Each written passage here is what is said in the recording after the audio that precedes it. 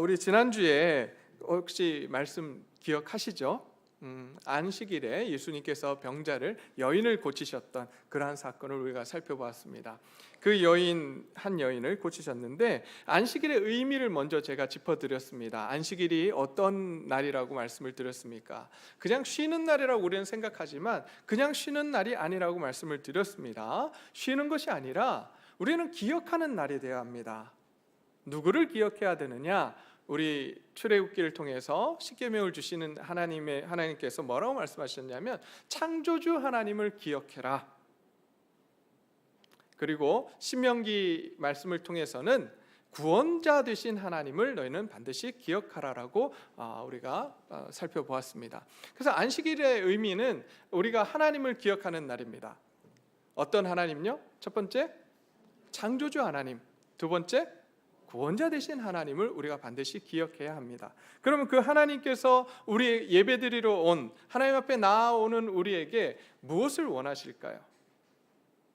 원래 창조된 모습의 그대로 우리 육신의 몸이 창조된 모습 그대로 있지 못하고 일그러지고 병으로 인해서 고통당하고 있을 때 하나님은 그 고통당하고 있는 일그러진 우리의 몸을 다시 회복시키기를 원하신다라고 하시는 것이죠. 그래서 회복시키는 그러한 일들이 안식일에 일어났다라고 말씀을 드렸습니다. 또한 하나님께서는 그것에서 그치지 아니하시고 우리가 사단에 매여 사는 인생이 이제는 하나님의 능력으로 그 사단을 물리치고 자유케 되는, 죄와 사망에서 자유케 되는 구원의 역사가 있어야 되는 날이 바로 안식일이었다라고 말씀을 드렸습니다. 예수님께서는 그 정신을 너무나도 잘 알고 있었기 때문에, 그 의미를 너무나도 잘 알고 있었기 때문에 안식일에 그 자리에 함께한 18해 동안 허리를 펴지 못하는 여인, 그 여인에게 이러한 은혜를 허락하십니다. 그의 굽었던 허리가 펴지고 이제 다시금 아브라함의 딸이라고 하는 그러한 선포를 해 주십니다. 바로 구원이 그 여인에게 이루어졌다라고 말씀을 해 주신 것입니다. 이 여인은 아무도 보살피지 않았던 그런 여인이었어요. 사람들이 손가락질만 했던, 돌보지 않았던 그러한 여인이었습니다. 그런데 그 여인에게 예수님께서 그것도 안식일에 그 여인을 회복시키시는 역사를 이루신 것입니다. 우리가 오늘 이 예배 시간, 이 주일 예배 시간에 그러한 하나님의 은혜가 있기를 소원합니다. 육신의 병이 있으시면 하나님께서 회복시키시는 역사와 또 우리의 마음과 우리의 고통이 여러 가지 상황으로 인해서 우리가 너무나도 힘든 그 상황이 해결되는, 그래서 하나님께서 주시는 그 평강과 안식을 받아 돌아가는 우리의 삶이 회복되는 놀라운 역사가 이 시간 일어나기를 소원합니다. 그런데 그렇게 하나님의 능력이 그곳에 임했는데 그것을 모든 사람들이, 그 여인뿐만 아니라 그 주위에 있는 모든 사람이 기뻐했습니다. 그리고 하나님께 영광을 돌렸어요. 그런데 한 사람, 그 지난주 본문에 나온 한 사람은 기뻐하지 않고 오히려 화를 냈습니다. 그 사람이 누구였죠? 바리새인이었어요. 회당장이었어요. 왜 화를 냈을까요? 왜 화를 냈죠? 자기네들이 만들어 놓은 그 전통과 틀을 깨시는 예수님을 보며 왜 그걸 지키지 않느냐고 반문합니다.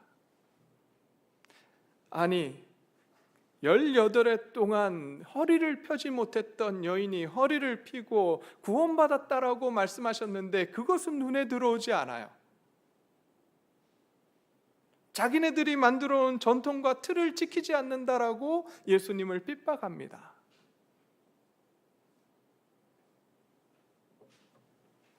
그들에게 중요한 것은 생명이 아니었습니다. 자신들이 만들어 놓은 틀과 전통이었던 것입니다. 우리는 어떻습니까? 우리는 하나님의 마음을 오늘 이 시간 제대로 이해하고 계십니까? 하나님의 뜻을 우리는 알고 있습니까? 아니면 우리가 가지고 있는 전통이나 틀을 여전히 고집하며 살아가고 있습니까? 이 시간 우리는 형식보다, 전통보다 하나님의 마음을 품는 교회가 되기를 소원합니다. 그래서 아무도 돌보지 않았던 18해 허리를 펴지 못했던 그 여인을 회복시키는 그러한 역사를 이루신 예수님처럼 우리도 우리 가운데 힘들어하고 어려워하는 그러한 사람들을 회복시키는 일에 우리가 마음껏 사용되기를 소원합니다. 그런 은혜가 우리 가운데 주어지기를 소원합니다. 자, 그리고 나서 오늘 본문이 이어지는데요, 예수님께서 22절입니다. 예수님께서 각 성 마을로 다니사 가르치시며 예루살렘으로 여행하시더니 라고 말씀합니다. 그 사건 이후에 예수님께서 다시 어디로 향하시냐 하면 예루살렘으로 향하고 계십니다.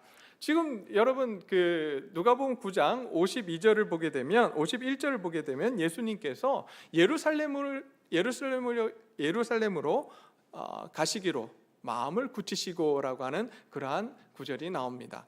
예수님께서 이제 예루살렘으로 향해서 한 걸음 한 걸음 나아가십니다. 지금 9장 이후로부터 지금 계속해서 보는 것은 예루살렘으로 향하는 여정 가운데 있는 것입니다. 예루살렘을 향해서 예수님께서 한 걸음 한 걸음 나아가고 계십니다. 그런데 그렇게 나아갈 때에 그 길이 어떤 길입니까? 예루살렘에 올라가시면 많은 군중들이 따르는 그 여정 가운데 예수님께서 명예를 얻으시고 권력을 얻으시는 그러한 여정입니까? 이제 예루살렘에 들어가시면 예수님은 뭘 하셔야 됩니까? 네, 십자가에 못 박혀 죽으셔야 하는 고난과 고통의 여정을 지금 하고 계시는 것입니다. 이러한 고통과 고난을 당하셔야 하는 여정 속에서도 예수님께서는 각 마을을 다니시며 가르치십니다. 무엇을 가르치셨을까요? 하나님 나라의 복음을 가르치셨어요. 하나님 나라의 복음을 가르치셨습니다. 하나님께서 다스리신다라고 하는, 하나님 나라가 이 땅 가운데 임했다라고 하는 그 사실을 가르치십니다.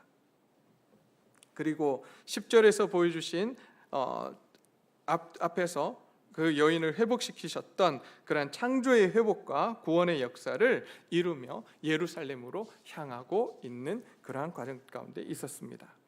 그런데 23절을 보니까 어떤 사람이 여짜오되 주여 구원을 받는 자가 적으니까? 라고 묻습니다. 좀 뜬금없이 누가가 지금 기록하고 있습니다. 그렇지 않아요? 예루살렘을 향해서 가고 계시는데 어떤 사람이 와서 주여 구원을 받는 자가 적으니까 갑자기 이 질문을 왜 하죠? 아무리 봐도 상황적으로 볼 때 이해가 되지 않아요. 거기에 대해서 또 예수님이 답하시는 걸 보면 너무나도 선문답 같아요. 이해가 잘 되지 않는 그런 말씀들이 이어지고 있습니다. 자, 이 질문에 오늘 본문을 이해하기 위해서는 사실 이 질문을 왜 했는가, 이 질문의 의도가 무엇인가라고 하는 것을 우리는 깊이 살펴보아야 합니다. 자, 아무런 설명이 없어요. 그렇다면 우리가 유추할 수 있는 근거는 어디 있냐? 이제 유추할 수 있는 자료가 어디 있냐면 바로 그 밑에 나오는 예수님의 답변 가운데서 찾아야 합니다. 자, 예수님은 어떤 분이십니까? 우리의 마음을, 우리의 생각을 다 아십니까? 모르십니까? 잘 아시죠? 그러면 이 당시에 어떤 사람이 나와서 구원받을 자가 적습니까? 라고 이렇게 묻는 그 사람의 의도를 예수님께서는 아셨을까요? 모르셨을까요? 잘 아셨겠죠?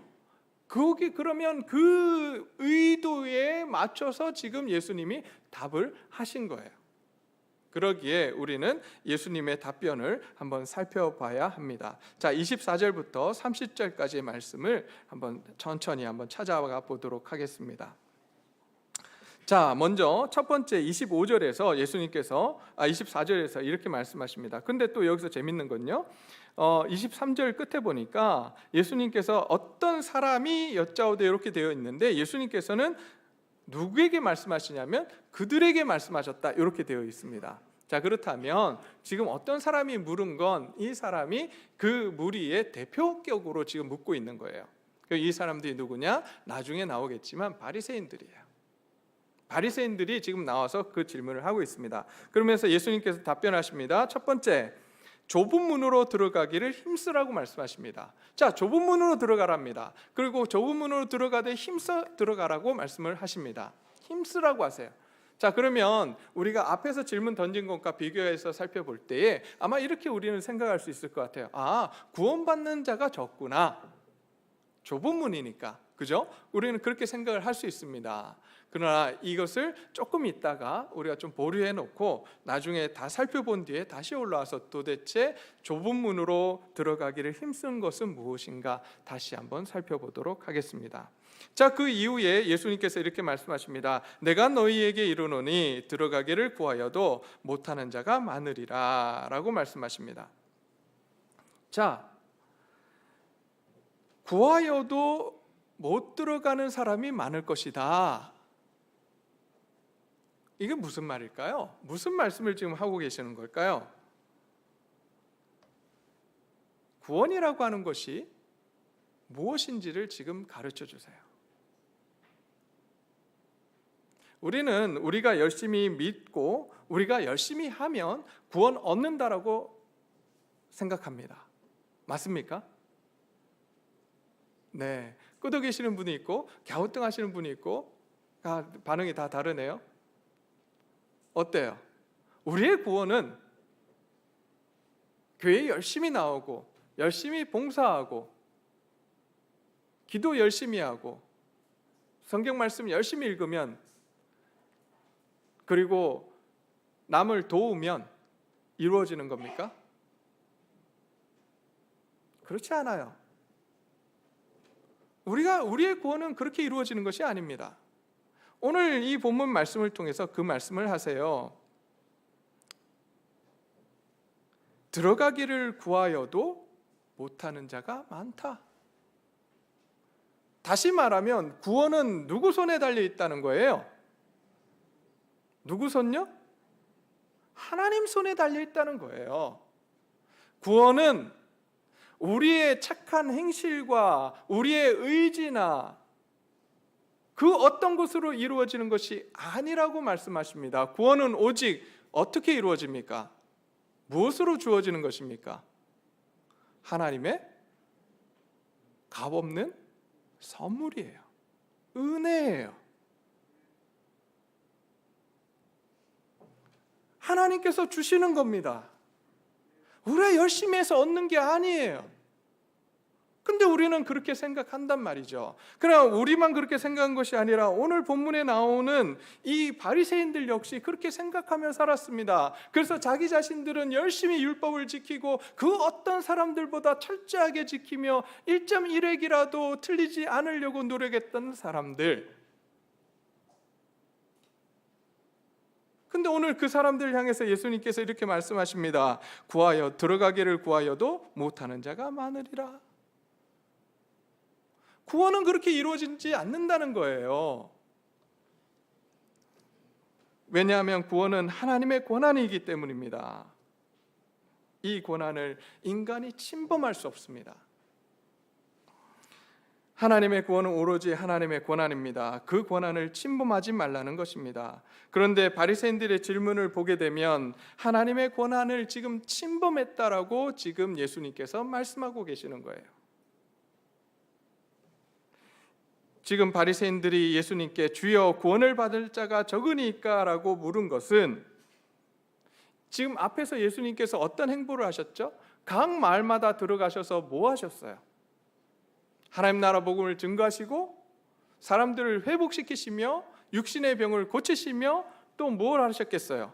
구원이 너에게 이르렀다라고 구원 선포를 해주신단 말이에요. 그런데 그 구원을 받는 사람들을 보니까 어떤 사람들이에요?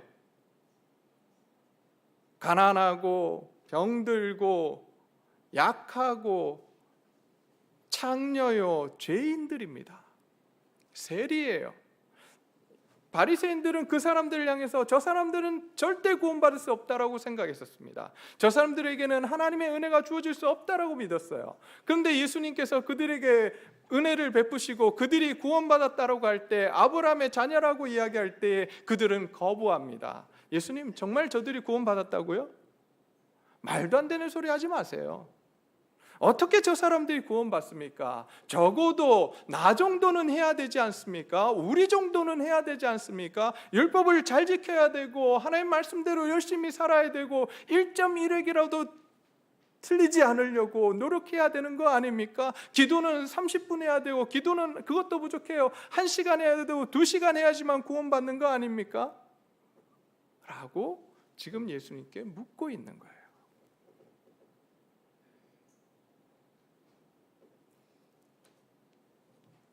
자기들은 율법을 잘 지키기 때문에 구원받았고, 이렇게 율법을 잘 지키지 못하는 저 사람들은 구원받을 수 없다는 겁니다. 이게 말이 됩니까? 구원은 누구 손에 달려 있어요? 하나님 손에 달려 있잖아요. 그런데 우리는 어떻습니까? 저희는 어떻죠? 남의 구원에 어떻게 그렇게 관심이 많으세요? 저 사람 구원 받았네, 안 받았네, 방언을 했네, 안 했네. 그게 구원하고 관련이 있습니까? 그리고 그 사람이 구원 받았든 안 받았든 그게 나하고 무슨 상관이 있습니까? 자꾸 왜 남의 구원에 신경을 쓰세요? 그 사람이 구원받는 건 누구예요? 누구 권한이에요? 하나님의 권한이에요. 왜 자꾸 그 하나님의 권한에 감나라 판나라 자꾸 논하죠, 우리가?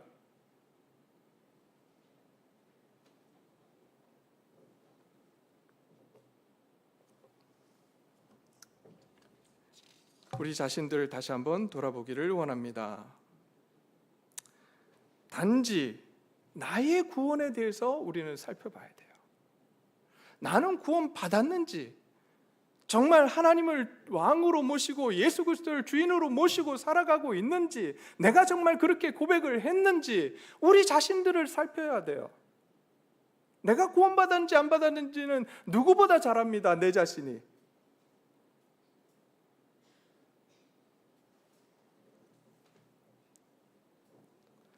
어떤 분들은 14만 4천에 들어가야지만 구원받을 수 있다고 합니다. 여러분, 성경을 눈 씻고 보세요. 그런 구절이 나오나? 왜 자꾸 14만 4천을 이야기합니까? 그럼 다른 성경으로 뭐라고 이야기합니까? 우리가 잘 아는 요한복음 3장 15절에서 16절 말씀에 뭐라고 말씀하십니까? 이는 그를 믿는 자마다 영생을 얻게 하려 하심이라. 누구마다요? 믿는 자마다. 숫자를 정하지 않으셨어요. 그리고 다시 말씀하십니다. 하나님이 세상을 이처럼 사랑하사 독생자를 주셨으니 이는 그를 믿는 자마다 멸망하지 않고 영생을 얻게 하려 하심이라 라고 분명하게 말씀하셨습니다. 그 숫자를 정하지 않으셨습니다. 하나님을 믿는 자마다 구원을 받을 것이라고 말씀하십니다. 이것은 하나님의 권한이에요. 이제 우리 교회는 하나님의 권한인 구원에 대해서 바리새인들처럼 월권하지 않기를 원합니다. 우리가 해야 될 일은 다른 사람을 평가하고 비난하는 일이 아닙니다. 그 사람을 사랑하며 하나님의 마음을 품고 그 사람을 사랑하는 것입니다. 이웃을 사랑하라고 말씀하셨으니 사랑하고 위로하고 격려하면 되는 것입니다. 그 이상 우리가 해야 될 일이 없습니다. 그러면서 예수님께서 이제 세 번째로 종말적 구원에 대해서 설명을 해주십니다. 25절입니다. 집주인이 일어나 문을 한번 닫은 후에 라고 되어 있습니다. 누가 문을 닫아요? 누가요? 집주인.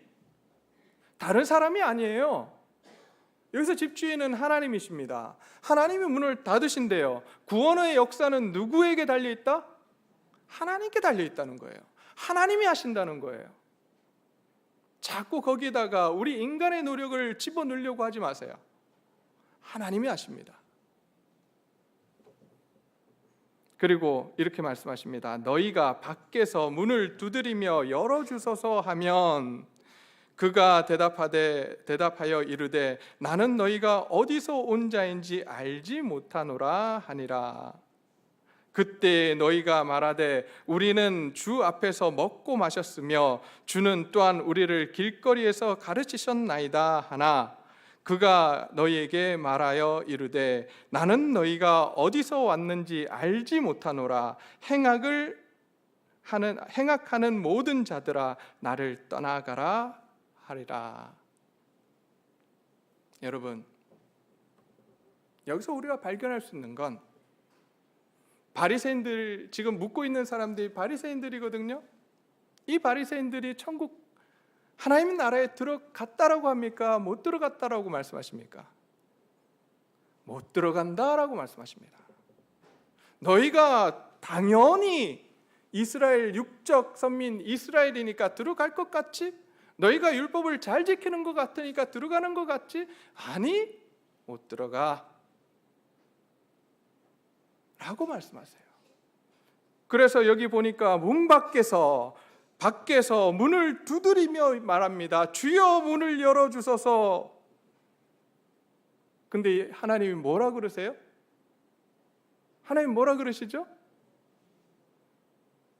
나는 너희가 어디서 온 자인지 알지 못한다. 야, 너네 누구냐? 도대체 너네 누구야?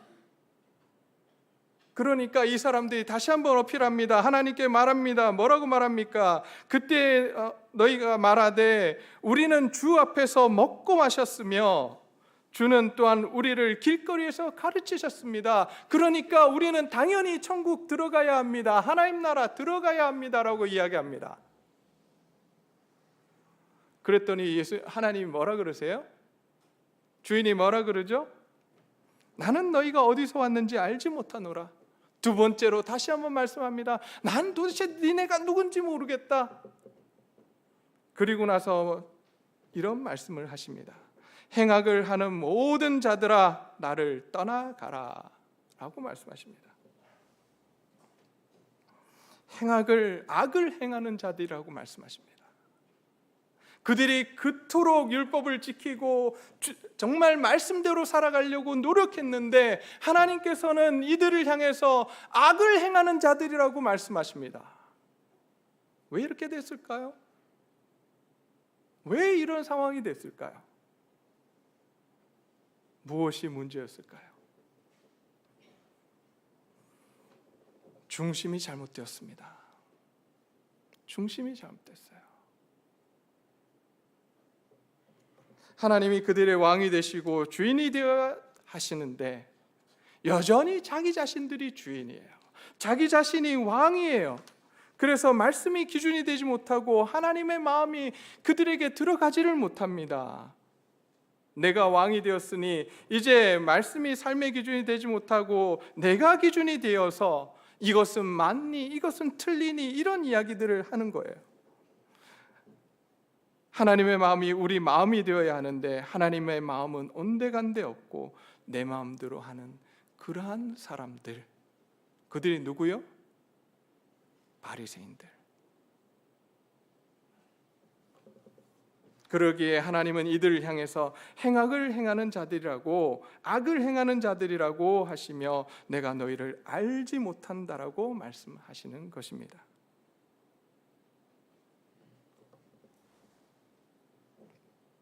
예수님께서 바리새인들 향해서 너희가 생각할 때 너희만 하나님 나라 들어갈 것 같지? 그리고 가난한 자, 억눌린 자, 세리, 죄인, 이방인들은 구원받지 못할 것이라고 생각하는데 그렇지 않다. 오히려 너희는 하나님 나라에 들어가지 못하고 그들은 오히려 구원을 받을 것이다라고 지금 말씀하고 있습니다. 28절부터 30절까지의 말씀입니다. 너희가 아브라함과 이삭과 야곱과 모든 선지자는 하나님 나라에 있고 오직 너희는, 바리새인 너희는 밖에 쫓겨난 것을 볼 때에 거기서 슬피 울며 이를 갈리라 라고 말씀하십니다. 사람들이 동서남북으로부터 와서 하나님 나라 잔치에 참여하리니 보라, 나중된 자로서 먼저 될 자도 있고 먼저 된 자로서 나중될 자도 있느니라 라고 말씀하십니다. 동서남북으로부터 모든 사람들이 이방 민족들까지 하나님 나라 잔치에 참여하게 될 것이다 라고 말씀을 합니다. 너희가 그토록 무시했던 그 이방인들조차 하나님 나라에 참여하게 될 것이라고 말씀을 해주고 있습니다. 어떻게 할 때 참여할 수 있을까요? 다시 우리가 24절로 갑니다. 좁은 문으로 들어가기를 힘쓸 때 우리가 그 잔치에 참여할 수가 있습니다. 그렇다면 여기서 이야기하는 좁은 문이라는 것이 무엇입니까? 바로 주인 대신 예수 그리스도를 따라 살아가라고 하는 것입니다. 세상의 넓은 그 길을 따라가지 말고 좁은 문, 고통스러운 문, 고난의 문, 고난의 길, 예수님이 가셨던 그 길을 너희도 따라가라고 말씀하십니다. 지금 예수님이 가시는 길은 어떤 길입니까? 고난과 고통의 길이에요. 죽음의 길입니다. 순교자의 길입니다. 십자가에 달리셔야 합니다. 그 길을 예수님께서 지금 가시려고 하는 거예요. 그러니 그 길을 따라오라고 합니다. 우리는 어떤 길을 바라고 있습니까? 세상적으로 화려한 길을 바라고 있습니까? 아니면 예수님처럼 살아가기를 소원하고 계십니까? 오늘 저와 여러분들이 좁은 문으로 들어가기를 힘쓰는 자들이 되기를 소원합니다.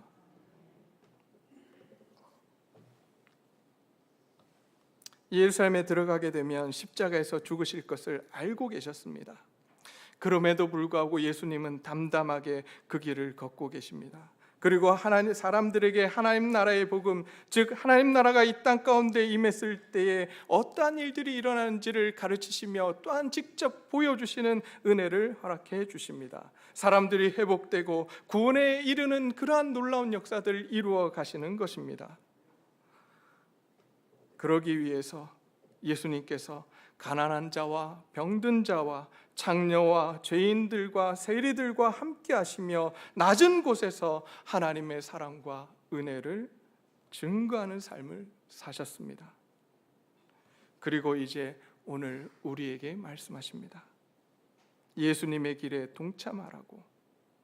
믿음의 길이 평탄한 것 같지만 그렇지 않다라고 말씀하십니다. 그 길은 고난의 길이며 십자가의 길이며 순교자의 길이라고 말씀하십니다. 그러나 그 길에는 우리가 그토록 사모하는 우리 주님께서, 우리 예수님께서 함께 하시겠다라고 말씀하고 계십니다.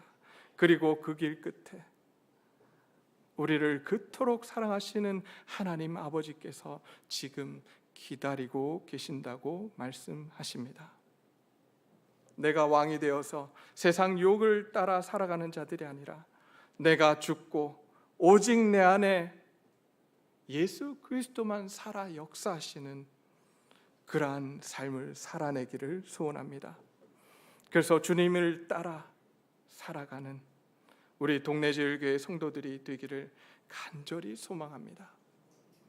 그래서 가난한 자들과 병든 자들과 나그네와 고아와 과부와 이러한 사회적 약자들을 돌보는 하나님의 귀한 교회, 하나님의 사랑과 은혜가 나누어지는 교회 되기를 간절히 소원합니다. 이 시간 우리 함께 찬양하기를 원합니다. 주님 다시 오실 때까지 우리가 주님께서 말씀하신 그 길, 주님이 걸어가신 그 길을 따라가겠노라고 우리가 함께 찬양으로 고백하기를 소원합니다.